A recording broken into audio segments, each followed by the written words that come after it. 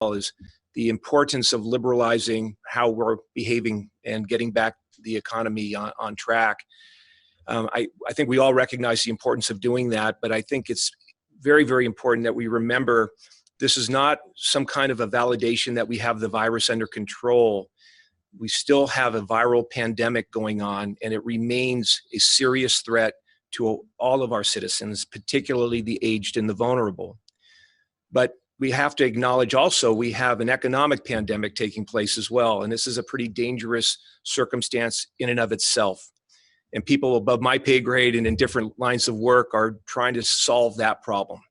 And I'm just here to remind us that as that problem is solved, we still have a very significant virus. We have a virus that's very transmissible from one individual to another, a virus that can be in one person and not produce any symptoms, but be transmitted to somebody else that does get sick. And in many of those people that get sick, they'll get sick enough that they require oxygen or hospitalization, and a small subset of that population dies.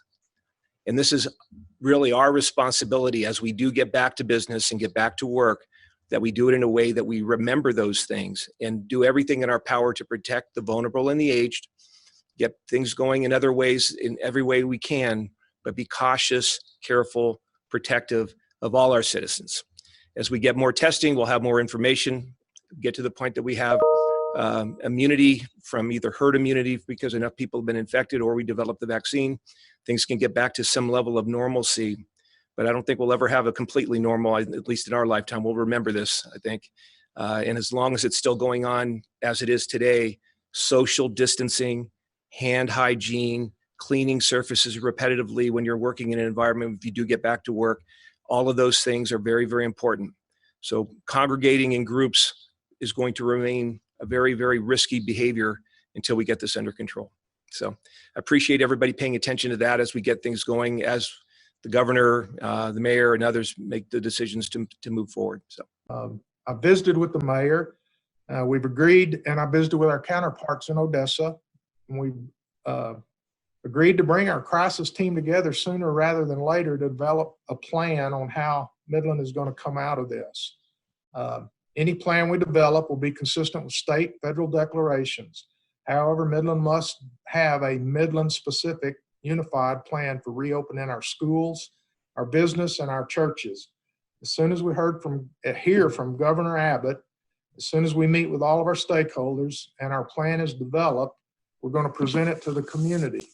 Waiting to hear from the governor, whether that's going to be today or tomorrow. I've had some conversations as early as yesterday trying to figure out when we can hear certain things from the governor, what we might hear from the governor.